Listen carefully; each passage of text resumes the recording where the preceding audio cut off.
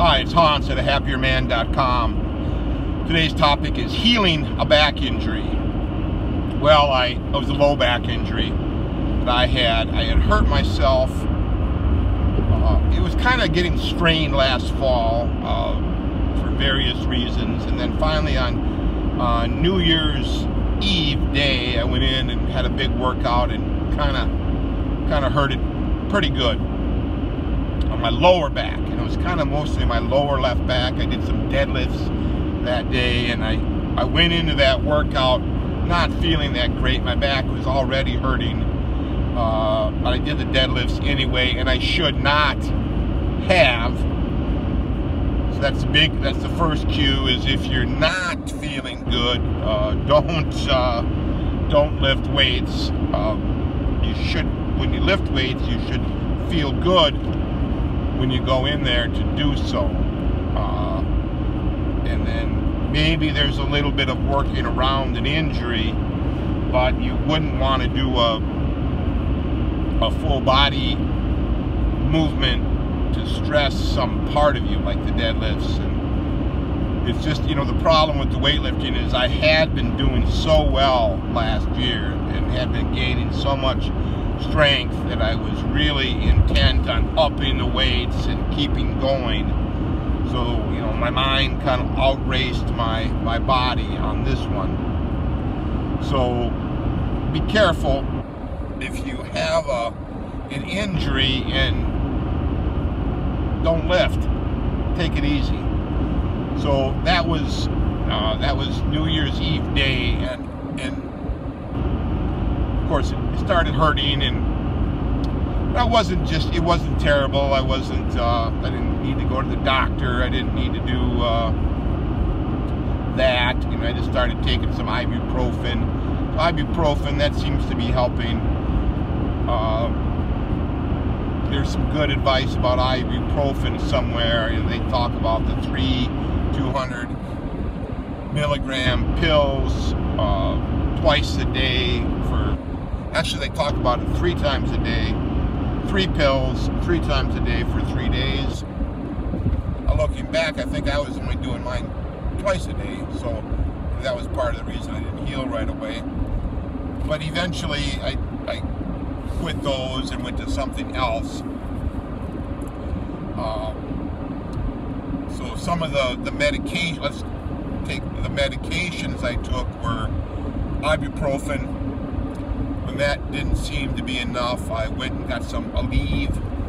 It seems to work a little bit better. And I also got some CBD, cannabidiol. That kind of stuff does seem to work too. Where I'm at in the Midwest, the cannabidiol, the CBD oil is legal, so it's not like I'm taking an illegal drug. The cannabis, the marijuana part of it, THC, that is illegal, so I don't want to do that. But the CBD, that seems to help. That you take a little bit twice a day. And the Aleve. And the other thing that kind of helps is a heating pad. Get a heating pad in my low back, put that heating pad on my low back, and let that warm it up. I didn't bother too much with the ice. It was just heat seemed to be better. Other thing I did was just take it easy. I didn't lift weights at all during that time. I did my normal routine pretty much for day to day, but I didn't overtax myself. I just gentle, easy, soft, slow walking. Avoid slipping and making any sudden movements. So all of that kind of helps your back, and that it doesn't make it worse.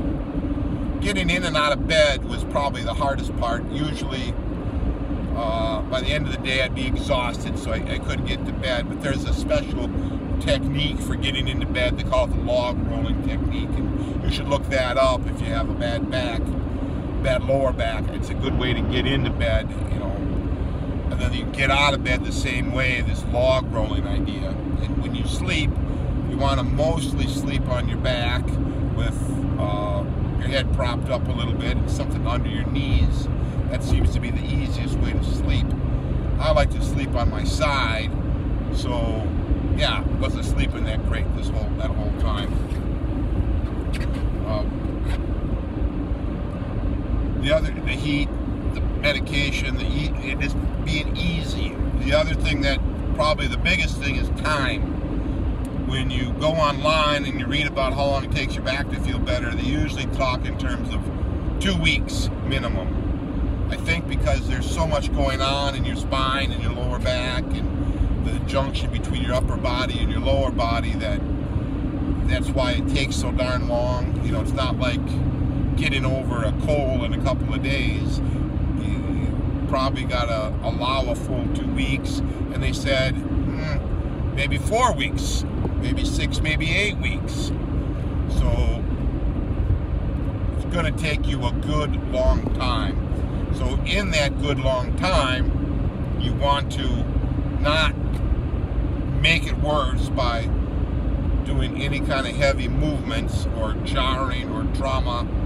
So you're basically, your life has got to be on hold while you're recovering. And that's the hardest part, because who wants their life on hold, right? You want to just keep going and doing, and like I fully intended to work out that New Year's Eve day and then get another workout in a couple days later, and keep going on all the progress I had made before. But now I had to stop and reevaluate all that. So it's best to not get hurt. The problem is life will hurt you, right? So if you're trying to make progress, like I was in the weight room, life hurt me by hurting my back and forcing me to stop. Now I choose to think of it as a good thing, as a little bit of a wake-up call to be more careful when I'm weight training and take care of myself a little better. And it was also good because I had these lingering elbow and shoulder problems that were also kind of nagging at me. So last fall I had all three of those things were kind of nagging at me. My elbow wasn't quite right, my shoulder was hurting, and my lower back. So by taking it easy for those 2 weeks, all three of those things have healed. They don't hurt. In fact, I did get back to the gym just recently, and everything is seeming to be fine. So yeah, give yourself time to heal when you have a lower back. That's kind of the key to this. This is winter time where I'm at, so it's hard to walk around because of the snow and the ice. So that's, a lot of times people get hurt because they slip on the ice, and in the process either fall and hurt themselves severely or catch themselves and wrench their spine about quite dramatically. So yeah, you got to be much more careful with yourself. So anyway, give those low back healing ideas a thought. I hope this doesn't happen to you, but I'm afraid you probably will hurt your back from time to time. All for now.